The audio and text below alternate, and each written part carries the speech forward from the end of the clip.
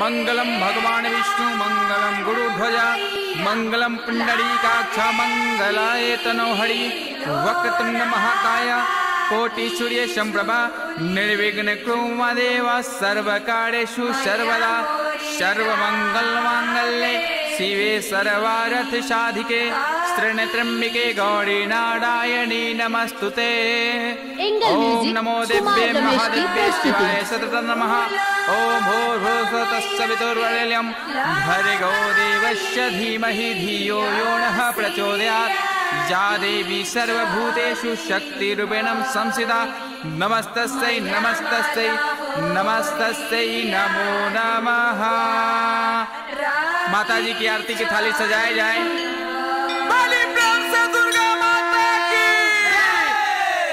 Committee के लोगों से आग्रह है कि अगला कार्यक्रम जागरण का शुरू किया जाए और भक्तों में प्रसाद बांटा जाए। हैला बाबू माइक ले जा। नमस्ते प्रणाम, हम खेसारी लाल यादव और जितना भी माता के जागरण सुने, माता बहन बेटी काका चाचा पितिया जे भी आइल बा श्रद्धालु सबके गोड़ छू के गोड़ लागतानी। आगे आई, अगर हमरा गाना बजाना में कोनो त्रुटि हो जाओ तो अपना घर के लड़का जान के क्षमा करब लो। प्रेम से बोली सच्चा दरबार की।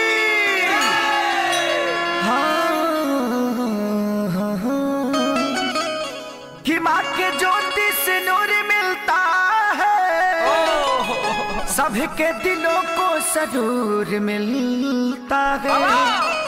माँ के दरबार में जो जाए खाली हाथ माना रहा है उसे कुछ ना कुछ जरूर मिलता है। आइए गो भजन से सेवा बा। कैसे बा? कि माई के मुहूर्तिया कोई गोबा हरि पंडाल नेचर बाबू लगे। 1 2 1 2 3 4 माई के मुहूर्तिया एक को पावे पंडाल लगा अलगा पंडाल लगा अलगा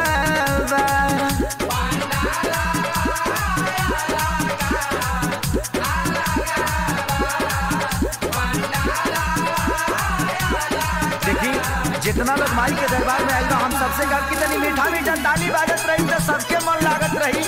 और माई के दरबार है में झूमे के चाहिए, ताली बजावे के चाहिए। वो मुक्तक हो जाओ। एक तो माँ साल भर पर आती है, एक तो माँ साल भर पर आती है और भक्तगण ताली बजाने से रेखा सुधर जाती है। सच्चे दरबार की पंडाल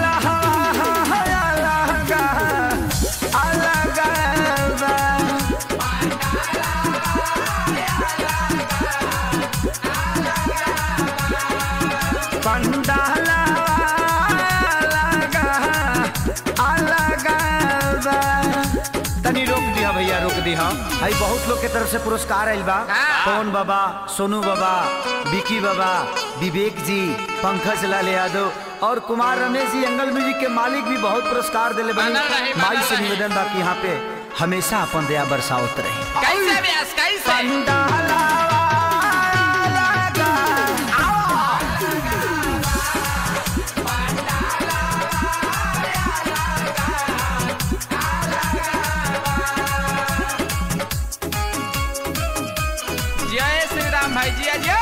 म्यूजिक बाय टिंकू तूफान। मेजर बाबू ऐसा बड़ा किंग के मालिक मिथिलेश सिंह जी की तरफ से ढेर सारा पुरस्कार। ए हो जगदम्बा मैया, ए हो जगदम्बा मैया, ए हो जगदम्बा मैया, ए हो जगदम्बा मैया।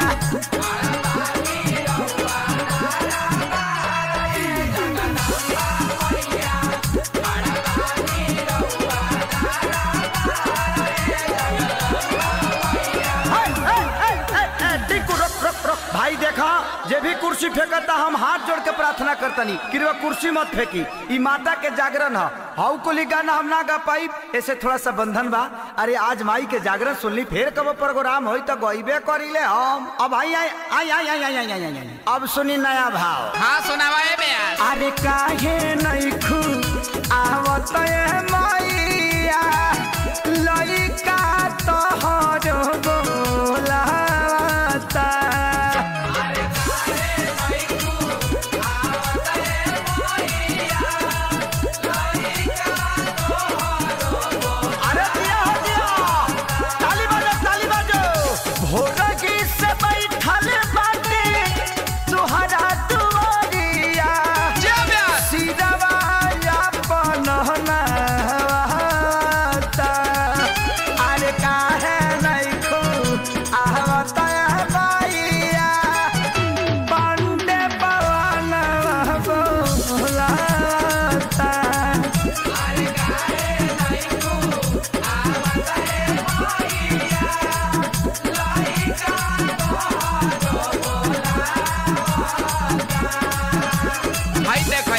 से पुरस्कार अनुज बाबू के तने पुराने का पाटारा में आवा ब्यास। निमिया के बाछिया में कौन गुनाह पैलू रे मोरी मैया हो।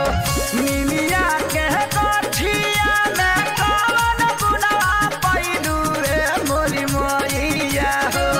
ताही गछिया गइलू लबाए मोरे मैया हो।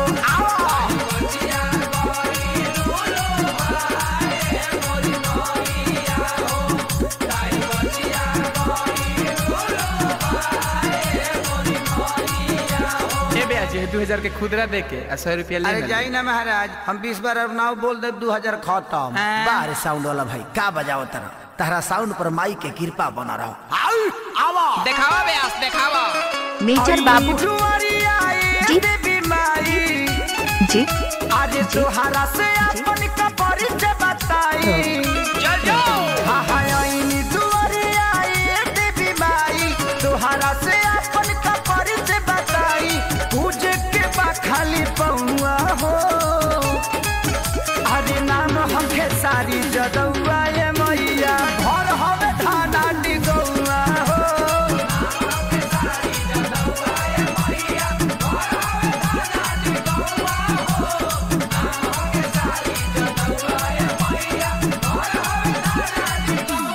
देखिए तनी हम चाय पी के आवत तनी ओ बरा से गावत तनी, गला सूख गइल बा और वही में कपड़ो चेंज कर ले।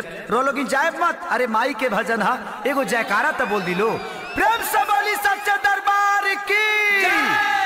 ए विकास भैया, अजय भैया, राहुल जी, टिंकू के लेके तले परसदिया बटवा।